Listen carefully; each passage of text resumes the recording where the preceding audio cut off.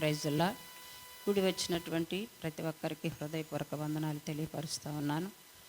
గడిచిన కాలం అంతా కూడా ప్రభు మన పట్ల ఎంతగానో కృప చూపి మరి ఈరోజు మళ్ళీ మనం కలిసి దేవుణ్ణి స్తుతించేటువంటి భాగ్యాన్ని ఇచ్చారు. ఈ సమయంలో మరి పోయినటువంటి వారాల్లో మనము యాత్రికుని ప్రయాణం అనేటువంటి పుస్తకంలో పాఠాలు తెలుసుకున్నాం. ఆ పుస్తకంలో 14వ పాఠంలో సగం వరకు మనం తెలుసుకున్నాం.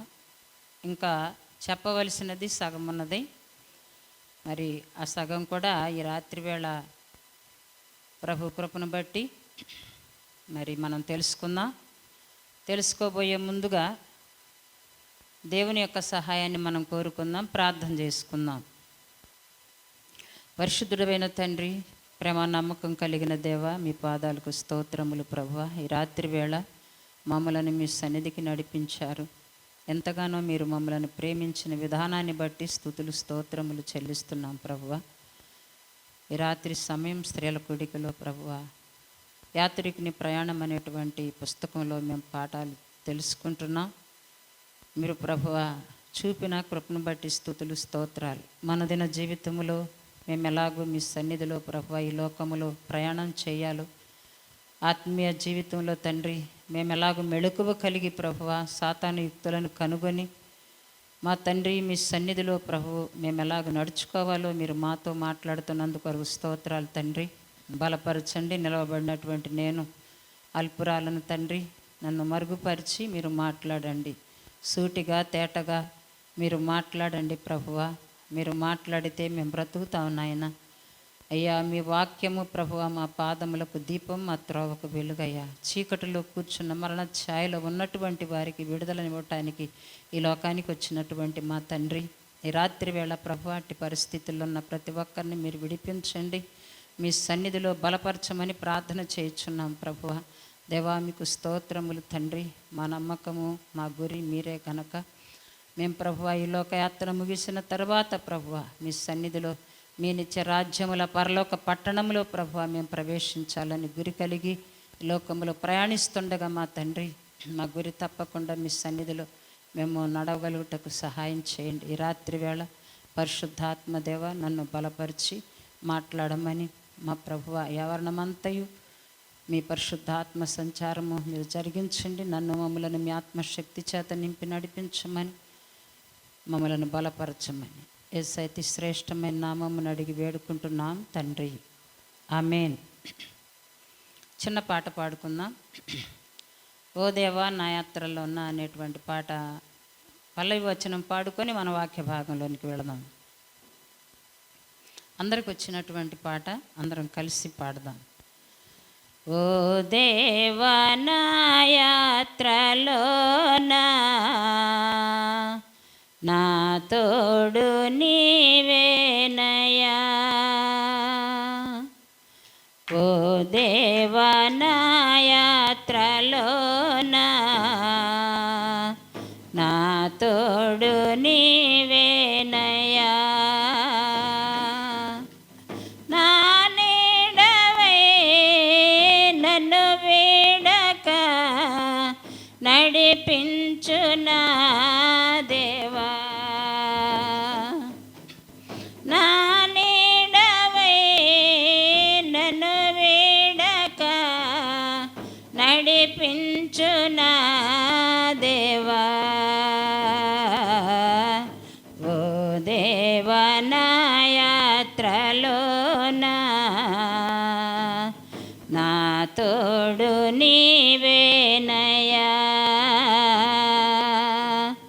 ఓ దేవా నా యాత్రలో నా తోడు నీవేనయ్యా.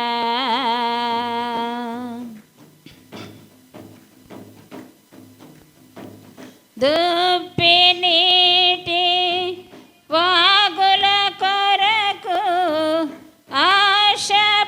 ఆశపడునట్లుగా దేవా నీ కొరకు నా ప్రాణం ఆశపడుచున్న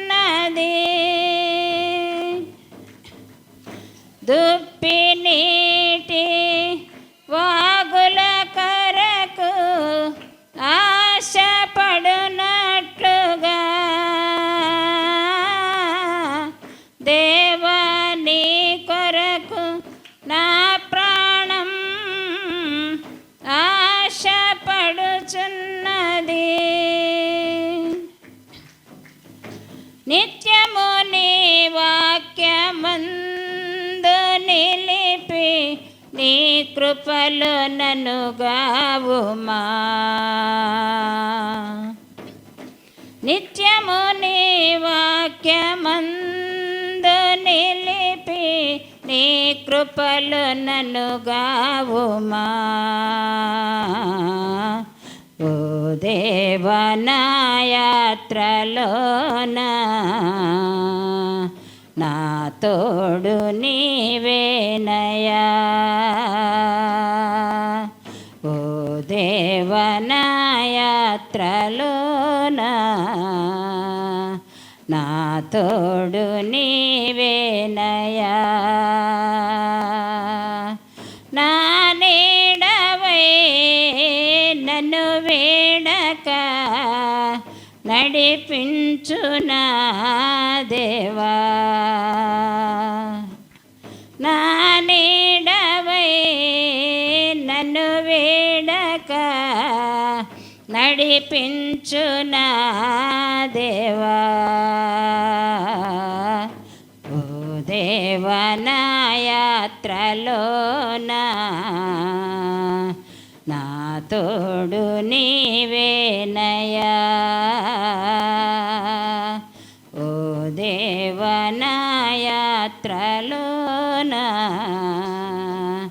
నా తోడు నీవేనయా.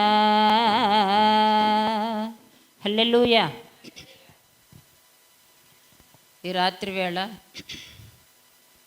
మన జీవిత యాత్రలో మనందరికీ కూడా తోడుగా నీడగా ఉండి నడిపించినటువంటి ఆ దేవాది దేవునికి మనందరం ఒకసారి చప్పట్లు కొట్టి దేవుని నామాన్ని మహిమపడతాం. మరి రాత్రి వేళ దేవుని వాక్య భాగంలోనికి మనం వెళదాం. మన హృదయాలను సిద్ధపరచుకుందాం. జాగ్రత్తగా ఉండి దేవుని యొక్క వాక్యము వినాలని ప్రేమతో తెలియజేస్తా ఉన్నాను. మనము యాత్రికుని ప్రయాణం అనేటువంటి పుస్తకంలో 14వ పాఠంలో మనం ఉన్నాం. మొత్తం 17 పాఠాలు ఉన్నాయి. 14వ పాఠం సగం వరకు మనం తెలుసుకున్నాం.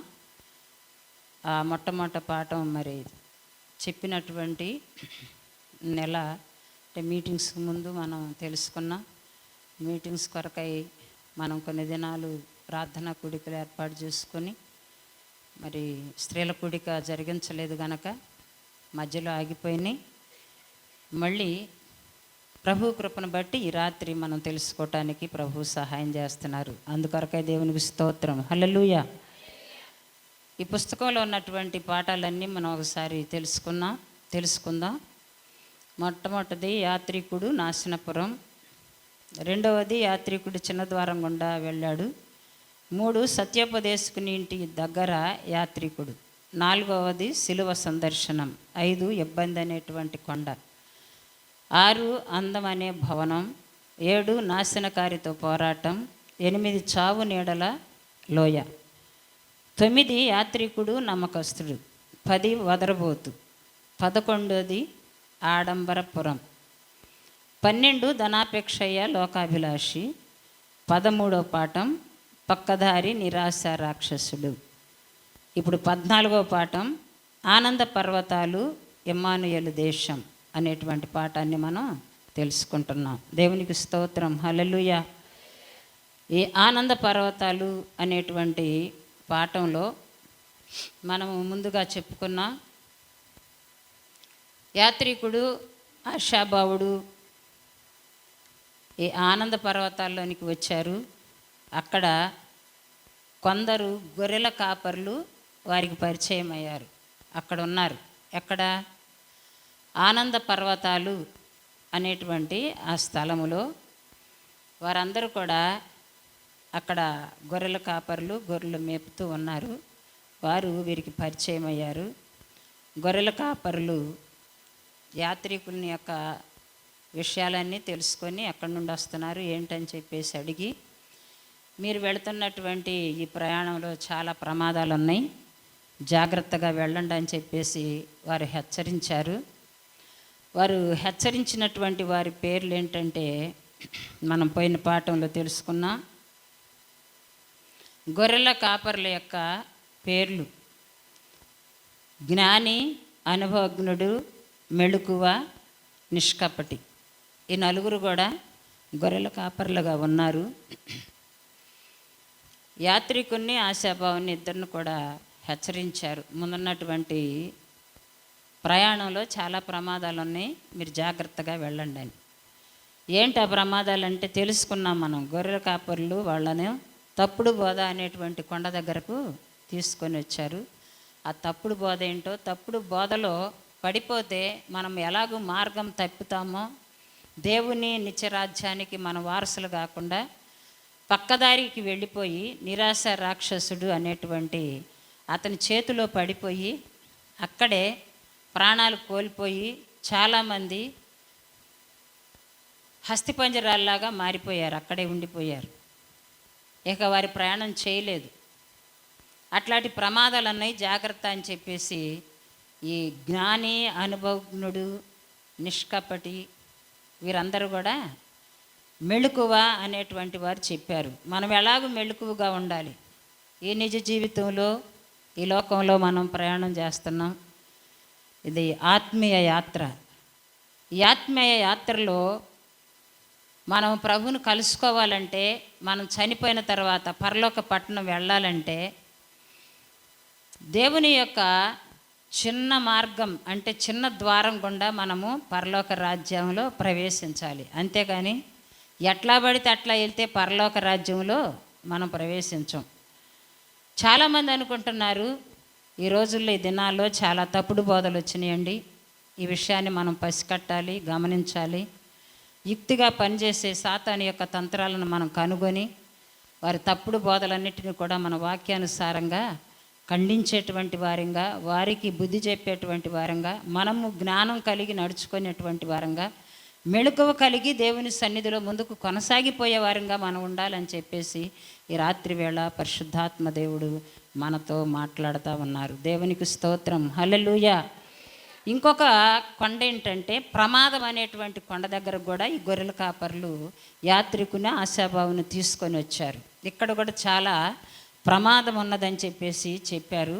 అక్కడ ఉన్నటువంటి వారందరూ ఏం చేస్తున్నారంటే ఆ ప్రమాదంలో పడిపోయి ఆ కొండ మీద నుండి దిగి తప్పుదారిలో గుండా వచ్చేసి వాడు నిరాశ రాక్షసుని యొక్క ఆ భూభాగంలో పడిపోయి మళ్ళీ రాలేక, ఆ నిరాశ రాక్షసుడు అంటే దుష్టుడు, సాతాను కళ్ళు పోగొట్టి కళ్ళు లేకుండా చేసి వారిని బ్రతకనిచ్చాడు. కానీ వారు ఏం చేస్తున్నారంటే కళ్ళు లేనందువలన వారు అక్కడక్కడే తిరుగుతూ ఉన్నారు.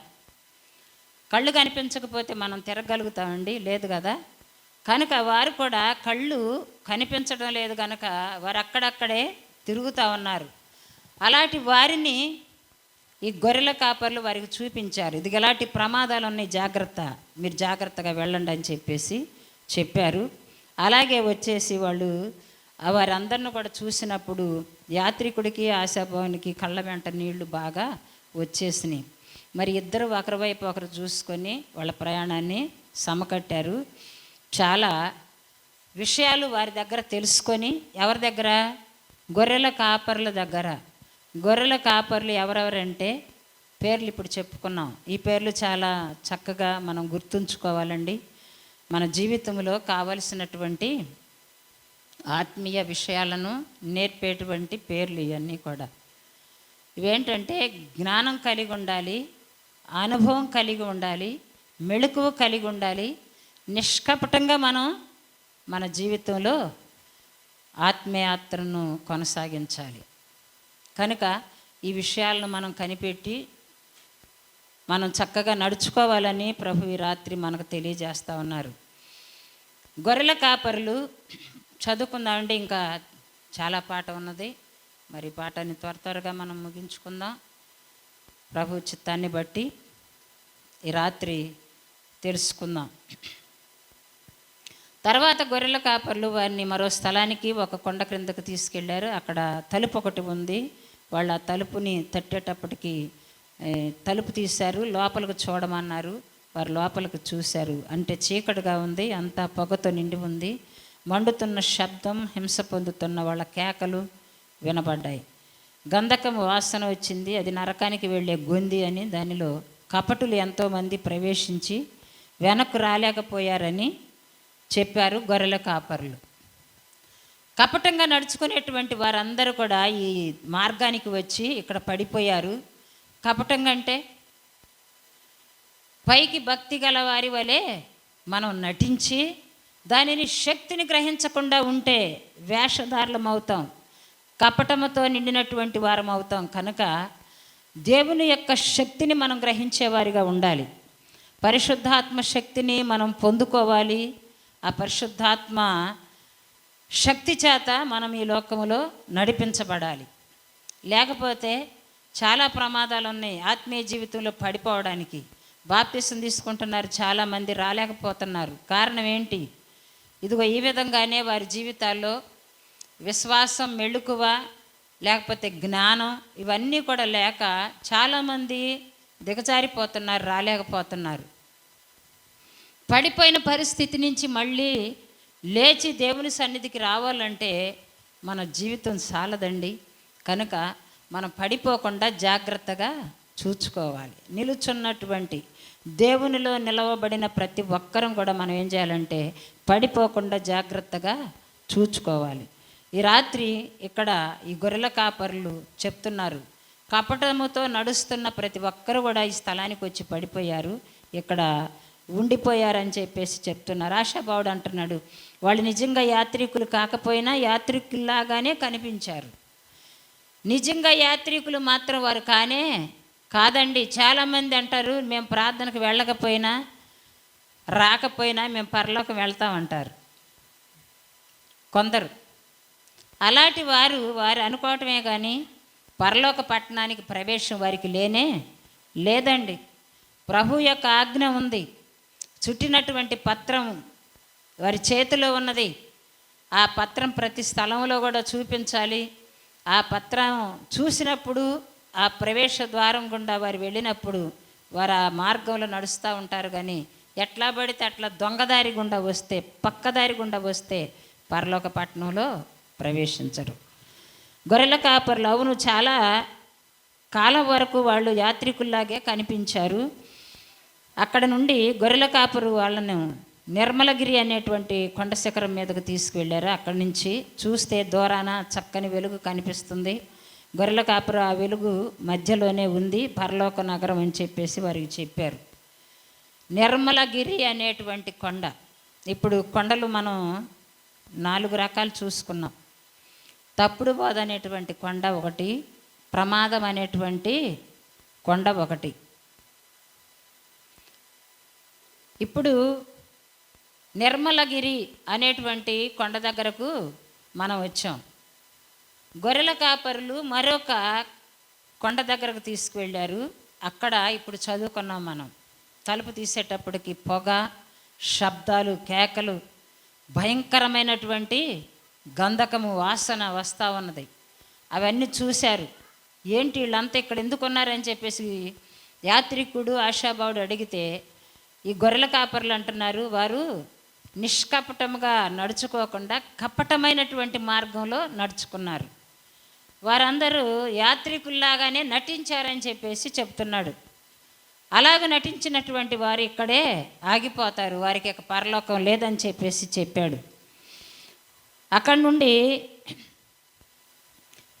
ఆ వెలుగు మధ్యలోనే పరలోకం ఉంది, మీకు చూపు బాగా ఉంటే ఆ పట్టణ ద్వారాన్ని చూడవచ్చు అని చెప్పేసి గొర్రెల కాపరులు చెబుతున్నారు. అయితే ఆ వెలుగు ప్రకాశవంతంగా ఉండటంతో యాత్రికులు దాన్ని చూడలేకపోయారు. దాని మహిమ మానవులు భరించలేనంత గొప్పగా ఉన్నది. యాత్రికుడు ఆశాభావుడు గొర్రెల కాపరులు చూపిస్తున్నారు, ఇదిగో సమీపంలోనే మనకు పరలోక పట్టణం ఉంది, మీరు చూడగలిగితే చూడండి అని అంటే వారు కన్నులు అసలు చూడలేనంత వెలుగు, ప్రకాశమానమైనటువంటి వెలుగు వారికి కనిపిస్తుంది. వారు అంటున్నారు, మేము చూడలేము, చాలా ప్రకాశంగా ఉన్నదని చెప్పేసి చెప్పారు. అయితే నిష్కపటి మా దగ్గర నమ్మకం అనేటువంటి దుర్బిణి ఉంది, దాని గుండా చూస్తే ఆ పట్టణం మరింత స్పష్టంగా కనబడుతుందని చెప్పేసి చెప్తున్నాడు. ఎవరో నిష్కపటంగా నడుచుకునేటువంటి ఆ వ్యక్తి మన జీవితాల్లో కూడా మనం నిష్కపటంగా ఉండాలి. పావురం వలె నిష్కపటముగా, పాము వలె మనం వివేకం కలిగి జీవించాలని చెప్పేసి వాక్యం మనకు సెలవిస్తూ ఉన్నది.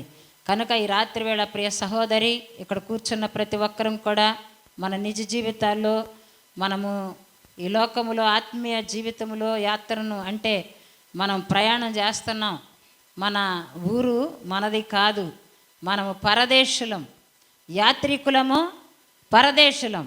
మన ఊరిది కాదండి, మనకి ఇక్కడ స్థలము లేదు.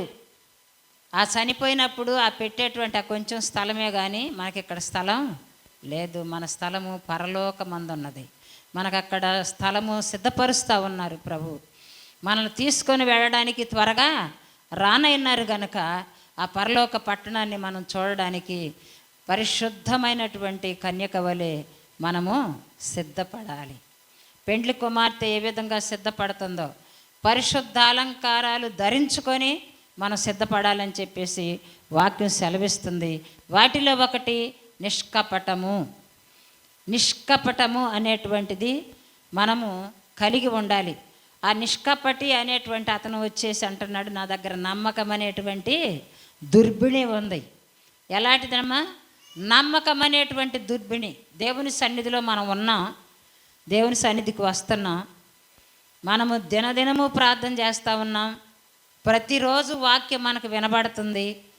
వాక్యాన్ని బట్టి మన జీవితాలు సరిచేసుకొని నేను చనిపోతే పరలోక రాజ్యములో ప్రవేశిస్తానా లేదా అనేటువంటిది మనం ప్రశ్న వేసుకోవాలి.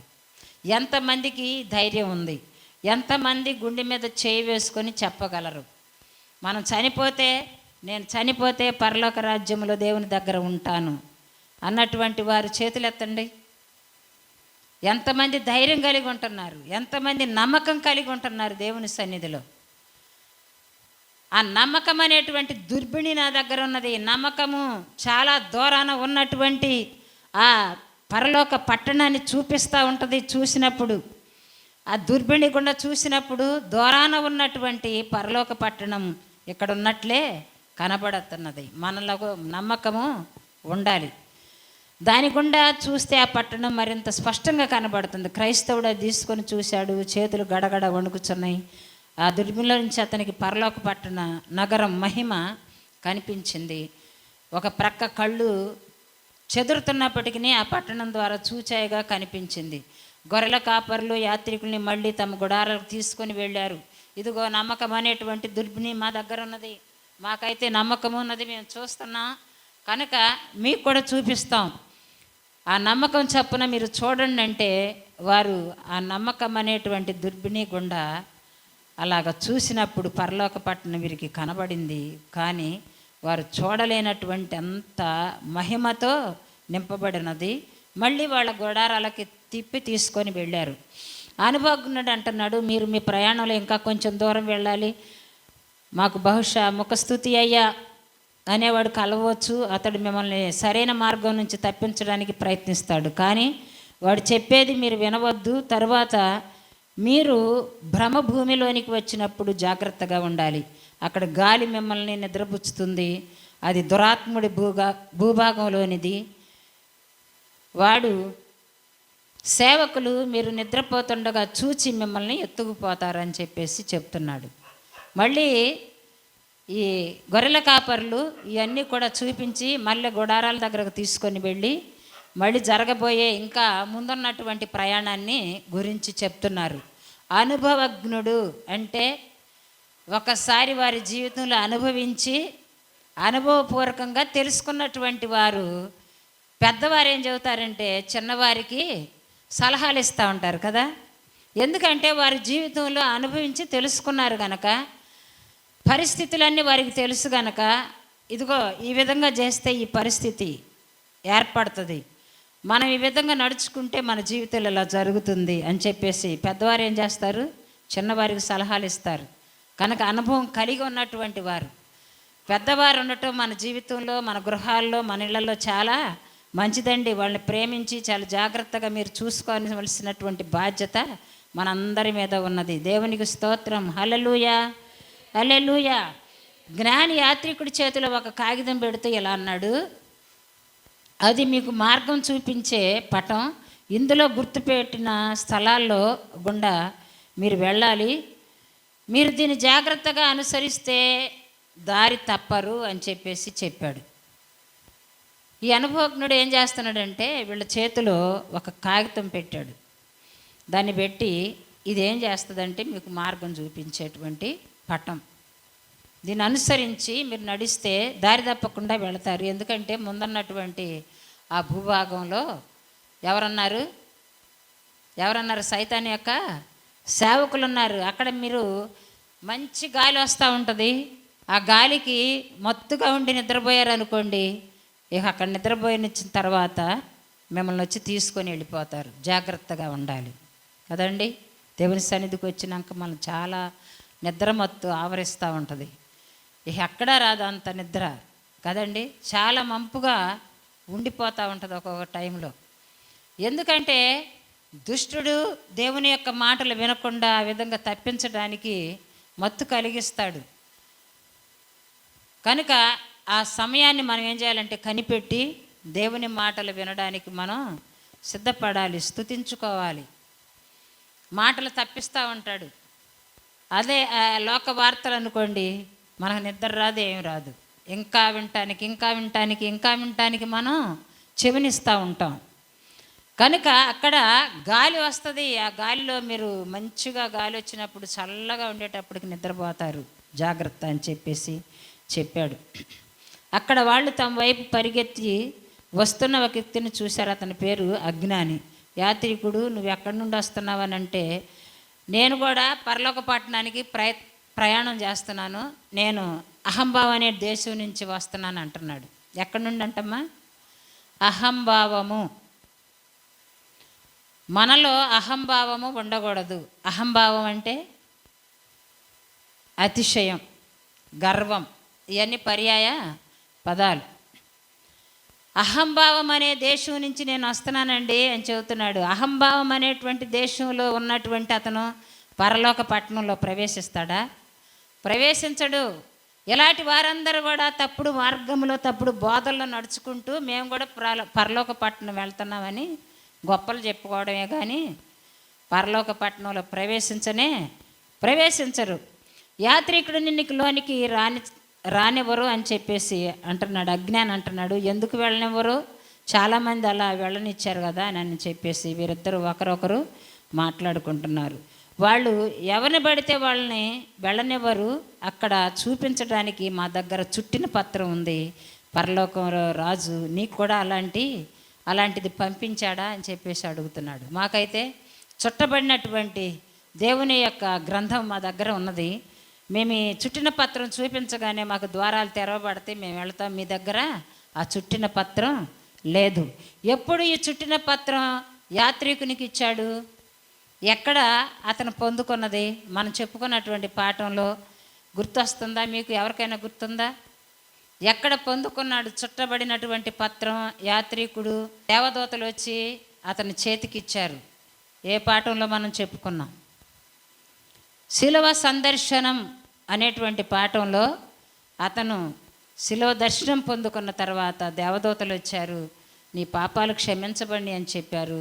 మంచి వస్త్రం తీసుకొచ్చి తొడిగారు. తర్వాత చుట్టబడిన పత్రం చేతికిచ్చి, దీన్ని మాత్రం నువ్వు ఎక్కడ మర్చిపోవద్దు, జాగ్రత్త, ఇది ఉంటేనే పరలోక పట్టణంలోనికి నీకు ప్రవేశం అని చెప్పారు. కనుకనే ఒకసారి పోగొట్టుకున్నాడు, మరలా పొందుకున్నాడు. యాత్రికుడు కూడా తన జీవితంలో ఒకసారి మర్చిపోయి వదిలిపెట్టేశాడు చుట్టబడినటువంటి పత్రం. మళ్ళీ గుర్తొచ్చి తిరిగి పొందుకున్నాడు. అక్కడి నుండి ఆ పత్రాన్ని గట్టిగానే చుట్టబడినటువంటి పత్రం, దేవుని యొక్క వాక్యం. అజ్ఞాని దానికేం పర్వాలేదు, నేను మంచి చేస్తూ బ్రతికాను, నేను అప్పులు సక్రంగా తీరుస్తున్నాను, ప్రార్థన చేస్తున్నాను, ఉపవాసం ఉంటున్నాను, పేదవాళ్ళకు దానం చేస్తున్నాను, నేను పరలోక నగరం వెళ్ళటానికి నా దేశాన్ని కూడా వదిలేశానని చెబుతున్నాడు. వాళ్ళని చూశారండి.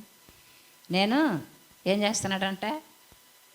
పర్వాలేదు, నేను మంచి చేస్తున్నా, మంచిగానే బ్రతికాను, అప్పులు కూడా సక్రంగా తీర్చాను, ప్రార్థన చేస్తాను, ఉపవాసం ఉంటాను, పేదవాళ్ళకు దానం చేస్తా, కనుకే నేను పరలోక పట్టణంలో ప్రవేశించడానికి వస్తున్నాను అంటున్నాడు. యాత్రికుడు అయితే కావచ్చు, యాత్రికులందరూ చిన్న ద్వారంలో నుంచి రావాలి, అక్కడే వాళ్లకు ఈ పత్రం ఇవ్వబడుతుంది అని చెప్పేసి అన్నాడు. కనుక అజ్ఞాని ఆ ద్వారంలో నుంచి రాకపోయినా పర్వాలేదు, అటు రావడం ఒకవేళ మీకు అనుకూలంగా ఉండి ఉండొచ్చు, మా ప్రాంతంలో ఉన్న వాళ్ళు ఎవరు అటు నుంచి రారు, అసలు వాళ్ళకి అది ఉందన్న సంగతి కూడా తెలియదు. చాలామందికి తప్పుడు బోధల్లో ఉండి పరలోక పట్టణం ఎట్లా వెళ్ళాలో కూడా తెలియదండి. ఇప్పటి వరకు కూడా తెలియని వాళ్ళు చాలామంది ఉన్నారు. ఆ బోధల్లో మునిగిపోయారు. వాళ్ళు కళ్ళు తెరవబడట్లేదు, మనోనేత్రము వెలిగించబడలా, గ్రహించలేని పరిస్థితుల్లో ఉన్నారు. అట్లాగే ఈ అజ్ఞాని కూడా అంటున్నాడు, చాలామంది వెళ్ళారులయ్యా, వెళ్ళొచ్చు అని చెప్పేసి అంటున్నాడు. యాత్రికుడు, నువ్వెన్ని చెప్పినా సత్యం మాత్రం ఒకటే, నువ్వు చిన్న ద్వారం గుండా రాలేదు గనక తీర్పు రోజున నువ్వు దొంగవు, దోపిడిగాడివి అని నిర్ణయం అవుతుంది. నువ్వెన్నన్నా చెప్పు, మాటలు 1,00,000 సవాలు చెప్పు, అవన్నీ అనవసరం. కానీ నీ దగ్గర చుట్టబడిన పత్రం లేదు కనుక నువ్వు దొంగవు, దోపిడిగాడివి. నువ్వు చిన్న ద్వారం గుండా రాకుండా వెనక దొడ్డి ద్వారం గుండా పరలోకంలో ప్రవేశించటానికి చూస్తున్నావని చెప్పేసి గట్టిగా చెప్పేశాడు. అజ్ఞాని, నువ్వు నీ మతాన్ని పాటించు, నేను నా మతాన్ని పాటిస్తాను. ఆ చిన్న ద్వారం మా దేశానికి చాలా దూరం అని లోకమంతటికి తెలుసు, మా వాళ్ళకి ఎవరికి అక్కడికి దారి కూడా తెలియదు. అంతేకాదు, మీరు వెళుతున్న మార్గంలోనికి మా దేశం నుంచి సులభమైనది ఒకటి ఉంది, అది చాలా దగ్గర కూడా అని చెప్పేసి చెప్తున్నాడు. అజ్ఞాని తన అహంభావంతో ఇచ్చిన జవాబు విని యాత్రికుడు ఆశాభావంతో ఇలా అన్నాడు. అవివేకి తన అవివేకాన్ని తెలుసుకుంటే అతనికి కొంత ఆశాభావం ఉంటుంది, అయితే ఇలాంటి తెలివి తక్కువ వాడికి, అజ్ఞానికి ఆశాభావం ఉండదు. ఎందుకంటే అతడు తనకు అన్నీ తెలుసు అనుకుంటున్నాడు. ఇప్పటికీ ఇతన్ని ఇంతటిలో వదిలేయండి, మన ముందుకు కొనసాగుదాం. మనం అతనితో చెప్పిన వాటిని గురించి ఆలోచించుకోవడానికి కొంత సమయం ఇద్దాం, తర్వాత నెమ్మదిగా కొద్దిగా చెబుదాం.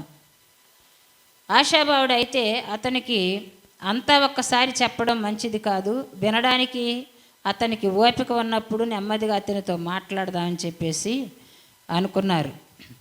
వాళ్ళిద్దరూ అజ్ఞాని సరిచేసి ముందుకు వెళ్ళారు. త్వరలోనే వాళ్ళు ఒక చీకటి గొంతులోనికి ప్రవేశించారు. అక్కడ ఒక దృశ్యం కనబడింది. దురాత్ముడి సేవకులు 7 ఒక మనిషిని బంధించి దురాత్ముడి దేశానికి మోసుకొని పోతున్నారు.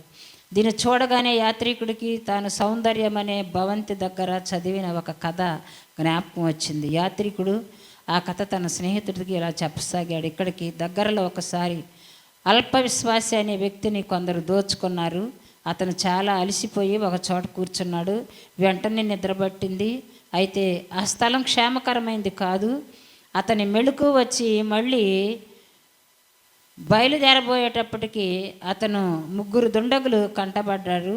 వాళ్ళ పేర్లు అధైర్యశాలి, అపనమ్మకం, అపరాధ స్మృతి. వాళ్ళ అన్నదమ్ములు. వాళ్ళు అతనికి దగ్గరికి వేగంగా వెళ్ళారు. అల్పవిశ్వాసి భయంతో తెల్లముఖం వేశాడు. ఒకడు అతన్ని తల మీద కొట్టాడు, మరొకడు అతన్ని డబ్బంతా చాలా వరకు దోచుకున్నాడు. ఇంతలో దుండగులకి ఎవరో వస్తున్నటువంటి శబ్దం వినబడింది. అటు వచ్చేది గొప్ప నమ్మకం అనే పురవాసి, మహాకృప అయి ఉండవచ్చు అని వాళ్ళు పారిపోయారు. ఒక విశ్వాసిని, అల్ప విశ్వాసిని ఏం చేస్తున్నారమ్మా? దోచుకుంటున్నారు, కొట్టి తన దగ్గర ఉన్నటువంటి డబ్బు తీసుకుంటున్నారు. మనకు తెలుసు కదా ఏంటది, సమరణి యొక్క కథ కదా, మనకు తెలుసండి. చిన్నపిల్లలకు సండే స్కూల్లో కూడా చక్కగా చెప్తూ ఉంటారు. అతను ఏ విధంగా దోచుకోబడ్డాడో ఆ విధంగానే ఇట్లాగే అల్ప విశ్వాసంతో ఉన్న ప్రతి ఒక్కరు కూడా ఈ విధంగా సాతాను కంటిలో పడిపోయి వాడి చేతిలో చిక్కుకొని పోయి ఎలాగో దెబ్బల పాలైపోయి చాలా బాధలు అనుభవించేవారు చాలామంది ఉంటారని చెప్పేసి చెప్తున్నారు. ఈ లోపల కొట్టి డబ్బంతా దోసుకునేటప్పటికి ఒక శబ్దం వినబడుతుంది. గొప్ప శబ్దం వినబడుతుంటే అదేంటో అనుకున్నారు. గొప్ప నమ్మకం, తర్వాత మహాకృప. వీరిద్దరు కూడా వచ్చి ఆ పడిపోయినటువంటి అతను లేవనెత్తారు. దేవునికి స్తోత్రం, హల్లెలూయా. వారు వస్తున్నది చూసి ఆ దుండగులు పారిపోయారు. ఎవరు వారు? మనం చదువుకున్న వారి ముగ్గురు అన్నదమ్ములంట. వారి పేరు మనం చదువుకున్నాం. ఏంటి? అధైర్యశాలి, అపనమ్మకం, అపరాధ స్మృతి. వీరు ముగ్గురు అన్నదమ్ములు కలిసి ఒక విశ్వాసి మీద ఏం చేస్తున్నారు? దాడి చేస్తున్నారు. అట్లాగే మన జీవితాల్లో దుష్టుడు అనేక విధాలుగా దాడి చేస్తున్నాడు. కనుక మనం ఈ విషయాన్ని గమనించి చాలా జాగ్రత్తగా ఉండి దుష్టుని చేతిలో పడిపోకుండా ప్రార్థనలో మెలకువగా ఉండాలని చెప్పేసి ప్రభువు ఈ రాత్రి తెలియజేస్తున్నాడు. వాళ్ళు అతని రత్నాలు, అతని పత్రం మాత్రం తీసుకోలేదు. ఈ రెండు అతను పరలోక నగరంలో ప్రవేశించడానికి అవసరం కనుక అతడు వాటిని బాగా దాచిపెట్టాడు. అల్ప విశ్వాసికి గనుక మహారాజులో గట్టి విశ్వాసం ఉన్నట్లయితే అతను ఆ దుండగులను పారద్రోవటానికి ప్రయత్నించేవాడే. వాళ్ళు వట్టి పిరిగి వాళ్ళు. మహాకృప అటు వస్తున్నాడని గ్రహింపగానే వాళ్ళు పారిపోయారు. చూసావా? ఏది ఏమైనా ఒకడు తలపడనంత వరకు పోరాటం ఎంత తీవ్రమైందో తెలియదు కదా. యాత్రికులు తమ వెంట తోడుగా ఎవరినైనా పంపించమని మహారాజును అడగాలి. వీలైతే ఆయన్నే వెంట రమ్మని అడగాలి. సోదరా, ఆయనే గనక మన వెంట వస్తే 10,000 మంది మనల్ని ఎదుర్కొన్నా మనకు భయము ఏమీ ఉండదు. దేవునికి స్తోత్రం, హల్లెలూయా, హల్లెలూయా, హల్లెలూయా.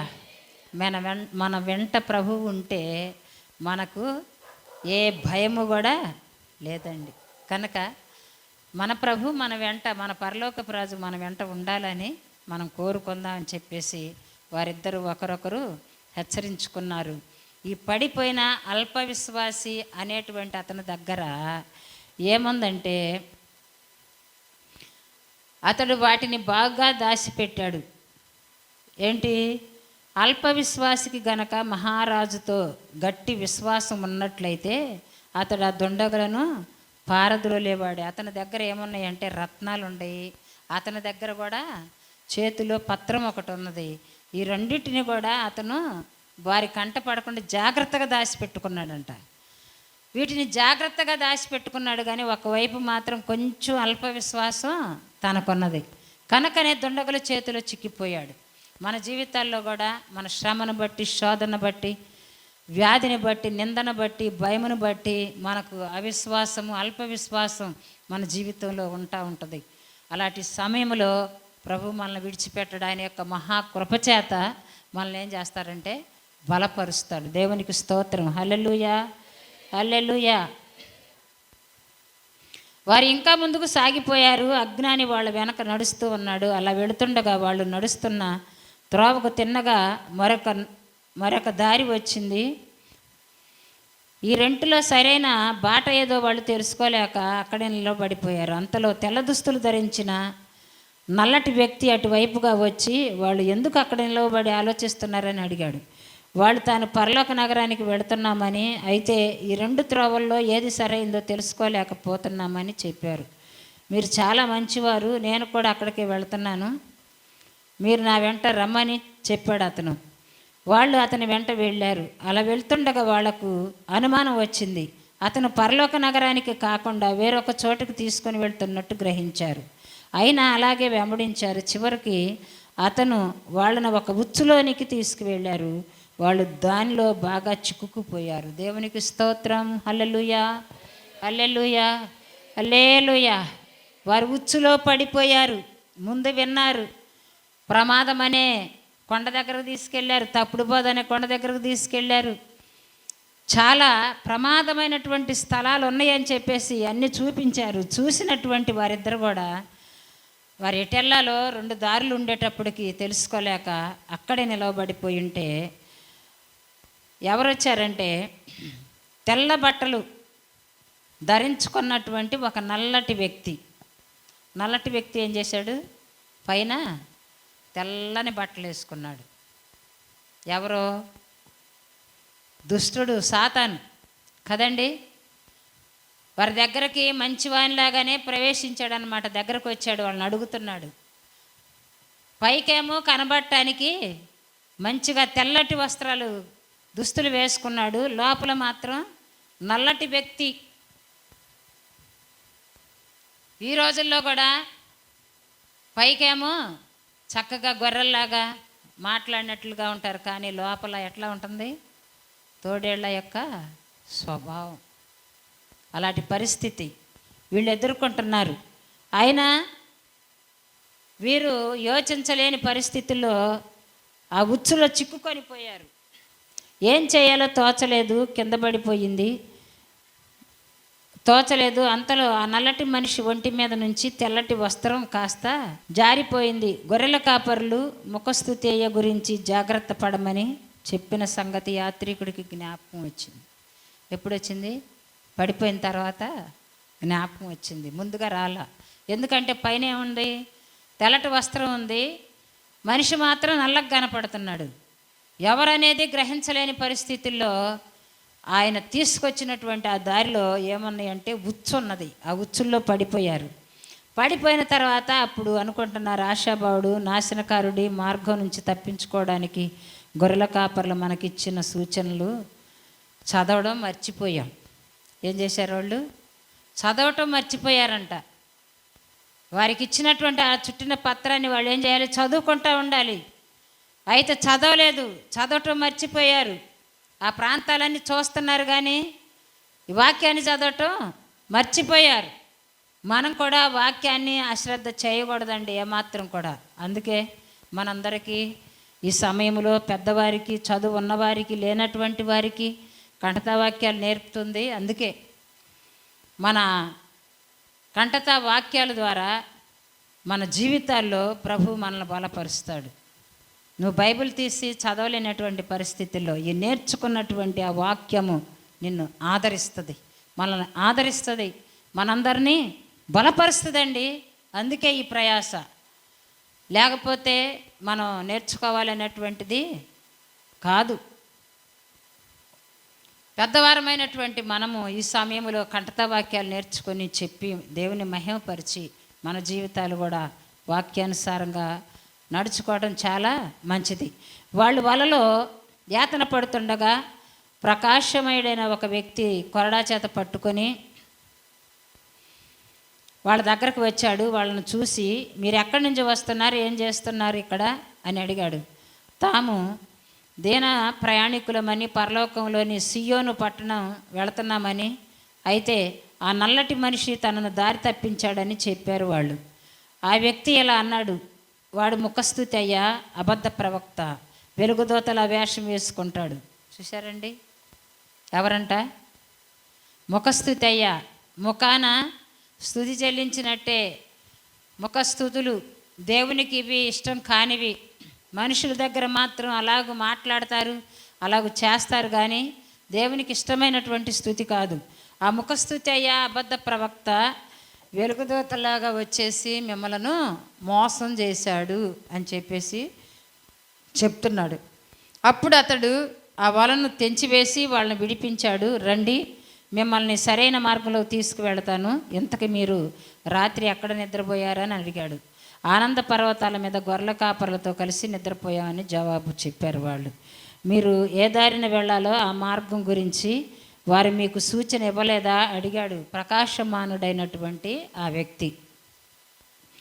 ఇచ్చారు, మరి ఎందుకు చదవలేదు, మర్చిపోయాం. ముఖస్తుతేయ గురించి జాగ్రత్త పడమని గొర్రెల కాపర్లు చెప్పారు కదా అని చెప్పేసి హెచ్చరించాడు. కానీ మేము అతడు ఇంత మాటకారిలా పెద్ద మనిషిలా ఉంటాడనుకోలేదు అని చెప్పేసి అనుకుంటున్నారు. అప్పుడు ఆ వ్యక్తి వాళ్ళను క్రింద పడుకోమన్నాడు. వాళ్లకు పాఠం నేర్పించడానికి ఆయన వాళ్ళను ఆ కొరడాలతో తీవ్రంగా శిక్షించాడు. నేను ప్రేమించిన వాళ్ళు గద్దిస్తాను, శిక్షిస్తాను అన్నాడు. ప్రభు ఏం చేశాడు? ప్రభు ఏం చెబుతున్నాడు? మనల్ని ప్రేమించేటువంటి ఆ దేవాది దేవుడు మనల్ని ఏం చేస్తాడంటే శిక్షిస్తాడు, గద్దిస్తాడు. గద్దించి శిక్షించి సరైనటువంటి తప్పుడు త్రోవలో వెళ్ళిపోయేటువంటి మనల్ని ఏం చేస్తాడంటే మళ్ళీ దేవుని యొక్క తిననైనటువంటి ఆ మార్గంలో నడిపించటానికి మనకు శిక్ష అవసరం కదండి. మనం తప్పిపోయినప్పుడు, తెలుసుకోలేనప్పుడు, మనం ఎన్నిసార్లు చెప్పినా విననప్పుడు ఏం చేస్తుందంటే అప్పుడు శిక్ష వస్తుంది. ఆ శిక్షను బట్టి మళ్ళీ దేవుని మార్గంలోనికి రావటానికి అవకాశం ఉంటుంది. అందుకే ఇక్కడ రాయబడింది, దేవునికి స్తోత్రం, హల్లెలూయా హల్లెలూయా. తర్వాత ఆయన వాళ్ళను తమ దారిన వెళ్ళమన్నాడు. గొర్రెల కాపర్లు ఇచ్చిన సూచనలు అనుసరించి ముందు ప్రయాణంలో జాగ్రత్త పడమన్నాడు. వాళ్ళు కొంత దూరం వెళ్ళాక ఒకడు వాళ్ళకి ఎదురుగా వస్తూ కనబడ్డాడు. అతను వాళ్ళని కలుసుకోవడానికి నెమ్మదిగా వస్తున్నాడు. ఇతను పరలోకంలోని సియోను పట్టణానికి వెన్ను చూపుతూ వస్తున్నాడు కనుక కాస్త జాగ్రత్తగా ఉందాం, బహుశా వీడు కూడా ముఖస్థుతి చేసేవాడేమో అని చెప్పుకున్నారు. వాళ్ళిద్దరు ఇంకా భయపడి ఇప్పుడు జాగ్రత్త పడుతున్నారు. ఆ ఎదురుగా వస్తున్న వ్యక్తి పేరు నాస్తికుడు. ఎక్కడికి వెళుతున్నారని అడిగాడు వాళ్ళను. తాము పరలోక నగరానికి వెళుతున్నామని యాత్రికుడు చెప్పగానే ఆ వ్యక్తి పగలబడి నవ్వడం మొదలుపెట్టాడు. అతను ఎట్లా వస్తున్నాడంటే పరలోక పట్టణం వెనకుంటే వెనక వెన్ను చూపుతూ ఎలాగ వస్తున్నాడు వాళ్ళ దగ్గరికి, నడుచుకుంటూ వాళ్ళకి ముందుకు వస్తున్నాడు. వాళ్ళు ఒకసారి తప్పిపోయి ఉచ్చులో పడిపోయారు కనుక ఇప్పుడు ఏం చేస్తున్నారంటే జాగ్రత్త పడుతున్నారు. ఎవరో వస్తున్నారు, మనం జాగ్రత్తగా ఉందాం అనుకుంటే అతను ఎవరంటే నాస్తికుడు. అతని పేరేంటి? నాస్తికుడు. అంటే దేవుడు లేడు అనేటువంటి వారిని నాస్తికుడు అంటారు, నాస్తికులు అంటారు. దేవుడు లేదు, ఏమీ లేదని చెప్పేసి వారు దేవుడు ఉన్నాడని నమ్మరు. దేవుడు లేడని బుద్ధిహీనులు తమ హృదయములో అనుకుంటారు. కానీ దేవుడు ఉన్నాడు గనకనే ప్రతి ఒక్కరిని చూస్తున్నటువంటి దేవుడు. అందుకే నాస్తికుడు ఎదురొచ్చి చెప్తున్నాడు. ఎదురుగా వచ్చేటప్పటికి చాలా భయపడ్డారు, చాలా నవ్వుతున్నాడు. దేవుడి దగ్గరికి వెళ్తున్నాం, మేము పరలోక పట్టణం వెళ్తున్నాం అంటే పగలబడి నవ్వాడంట. యాత్రికుడు, నువ్వెందుకు నవ్వుతున్నావు? నాస్తికుడు, మీరు అంత ప్రయాసంతో కూడిన యాత్ర చేస్తున్నారని నవ్వుతున్నాను. వట్టి అమాయకులు, అజ్ఞానులు మీరు. యాత్రికుడు అంటున్నాడు, మీ ప్రయత్నాలన్నిటికీ ఫలితంగా మీకేమీ దక్కదు. అక్కడి వారు మమ్మల్ని స్వీకరించుకుంటారు అని చెప్పేసి చెప్తున్నాడు. నాస్తికుడు అంటున్నాడు, అసలు మీరు అనుకున్న స్థలం ఈ లోకంలో లేదని చెప్పేసి అంటున్నాడు. దేవునికి స్తోత్రం, హల్లెలూయా హల్లెలూయా. యాత్రికుడు నిజమే కానీ రాబోయే లోకంలో ఉంది. నాస్తికుడు, నేను దాని గురించి విని గత 20 సంవత్సరాలుగా దాన్ని కోసం ఎదురు చూస్తూ ఉన్నాను, కానీ ఇంతవరకు అది నాకు కనబడలేదు అంటున్నాడు. నేను 20 సంవత్సరాల నుంచి వింటున్నాను, పరలోక పట్టణం ఉంది, యేసయ్య వస్తాడని చెప్పి చెప్పుకుంటున్నారు, కానీ ఇంతవరకు మాత్రం రాలేదు, ఎదురు చూస్తున్నానని చెప్తున్నాడు కదండి. నాస్తికుడు ఎదురు చూస్తాడా? దేవుడు లేడనేటువంటి అతను పరలోక పట్టణం ఉంది, వెళ్ళాలనేటువంటి ఉంటుందా? తనకు ఆలోచన లేదు, కానీ వీళ్ళను భ్రమపరుస్తూ ఉన్నాడు మాటలతో. యాత్రికుడు అలాంటి స్థలం ఉందని మేమిద్దరం నమ్ముతున్నాం. నాస్తికుడు అంతటితో ఊరుకోలేదు. నేను ఇంట్లో ఉన్నప్పుడు ఆ పట్టణం గురించి విని నమ్మాను, దాన్ని చేరుకోవాలని ఇల్లు వదిలి వచ్చాను. మీకంటే ఎక్కువ దూరం ప్రయాణం చేశాను, కానీ అది ఎక్కడా కనబడలేదు, అందుకని వెనక్కి తిరిగి వెళ్ళిపోతున్నాను. ఆ పట్టణాన్ని కనుక్కోవడానికి నేను విడిచి వచ్చిన వాటన్నిటినీ తిరిగి వెళ్ళి అనుభవిస్తాను అన్నాడు. తను అంటున్నాడు, నేను మాత్రం నమ్ముదామని చెప్పేసి అనుకున్నాను, నమ్మాను, కానీ నాకు మాత్రం పరలోక పట్టణం కనబడలేదు, అసలు లేదని చెప్పేసి అంటున్నాడు. నమ్మాను అంటున్నాడు, మళ్ళీ వెనక్కి తిరిగి వెళ్ళిపోయి అక్కడ ఉన్నటువంటి వాటినన్నిటిని కూడా నేను అనుభవిస్తానని చెప్పేసి అంటున్నాడు. కానీ తన మాట వట్టిది, వ్యర్థమైనటువంటి మాట. మనం చదువుకున్న వ్యర్థ విశ్వాసం. ఎక్కడ? నిరాశ రాక్షసుడి దగ్గర వ్యర్థ విశ్వాసం, అవిశ్వాసం ఉన్నారు. నిరాశ రాక్షసుడి యొక్క భార్య పేరు ధైర్యహీన, ఇలాంటి పరిస్థితుల్లో ఉన్నటువంటి వారు చాలా ధైర్యంగా ఉండాలి, నమ్మకంతో కూడా ఉండాలి. యాత్రికుడు ఆశాభావుడితో, ఏమిటి ఇతను చెప్పేదంత నిజమేనా అంటున్నాడు. ఆశాభావుడు, మన ఆనంద పర్వతాల నుంచి ఆ పట్టణాన్ని, దాని ద్వారాన్ని చూసాం కదా, మరి మనం ఈ జీవితంలో విశ్వాసం ముందుకు నడవాలి కదా, మనం ఇతని మాట వినకూడదు, మన యాత్ర సాగిద్దాం. మళ్ళీ ఏదైనా పొరపాటు చేస్తే ప్రకాశమయుడైనటువంటి ఆ వ్యక్తి కొరడా పట్టుకొని వస్తాడు అని చెప్పేసి మళ్ళీ ఇద్దరు కూడా జాగ్రత్త పడుతున్నారు. దేవునికి స్తోత్రం. హల్లెలూయా, హల్లెలూయా. అర్థమవుతుందా? వింటున్నారా? ఒకసారి తప్పు చేసినప్పుడు ప్రకాశమానుడైనటువంటి ఆ వ్యక్తి వచ్చి వాళ్ళిద్దరిని, నేను తీసుకెళ్తాను రండి సరైన మార్గం అని చెప్పేసి తీసుకొని వచ్చి అప్పుడు ఏం చేస్తున్నాడంటే కొరడాలతో వాళ్ళని శిక్షిస్తున్నాడు. శిక్షించి క్రమపరిచి క్రమమైన మార్గంలో నడిపిస్తున్నాడు.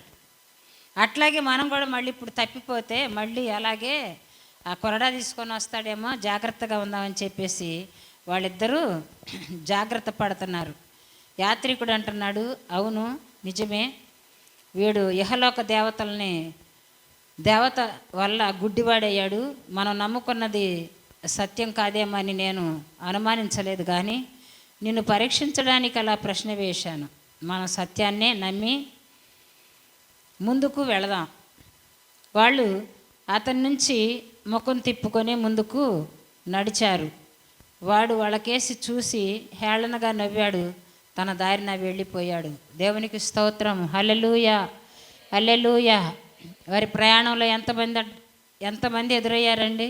మనం ఇప్పుడు చదువుకున్నాం కదా, మన నిజ జీవితంలో కూడా అలాంటి సన్నివేశాలన్నీ మనకు ఎదురవుతూ ఉంటాయి. మనము దేవుని శక్తిని బట్టి, వాక్యాన్ని మనం గ్రహించి వాక్యానుసారంగా నడుచుకుంటే వాటన్నిటినీ ప్రభువే తొలగిస్తాడు. మనము యాత్రికుని వలె మన ఆత్మీయ జీవితంలో ముందుకు కొనసాగటానికి ప్రభు కృప చూపుతాడు కదండి. ఎంతమంది ఎదురయ్యారు? పేర్లు మనం తెలుసుకున్నాం. గుర్తున్నాయా? ఎవరెవరు